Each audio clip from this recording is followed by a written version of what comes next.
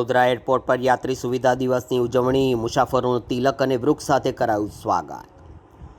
Airport authority of India દ્વારા દેશભરમાં યાત્રી સુવિધા દિવસની આજે ઉજવણી કરવામાં આવી રહી છે, જેના ભાગરૂપે વડોદરા એરપોર્ટ ખાતે પણ વિશેષ કાર્યક્રમનું આયોજન થયું। કાર્યક્રમનો હેતુ મુસાફરોને વધુ સારી અને સુવિધાસભર સેવાઓ પૂરી પાડવાનો તેમજ તેમની સાથે સીધો સંવાદ સ્થાપિત કરવાનો રહ્યો હતો। કાર્યક્રમની શરૂઆત એરપોર્ટ પર આવતા મુસાફરોના તિલક કરીને અને પર્યાવરણ જાગૃતિના સંદેશ સાથે તેમને છોડ ભેટ આપી સ્વાગત કરીને કરવામાં આવી હતી।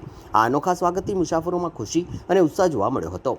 સામાજિક જવાબદારીના ભાગરૂપે કાર્યક્રમ દરમિયાન રક્તદાન કેમ્પનું પણ આયોજન કરવામાં આવ્યું હતું। ઉપરાંત મુસાફરો અને એરપોર્ટ સ્ટાફ માટે વિશેષ હેલ્થ ચેકઅપ કેમ્પનું આયોજન કરીને આરોગ્ય પ્રત્યે જાગૃતિ લાવવાનો પ્રયાસ પણ કરાયો હતો।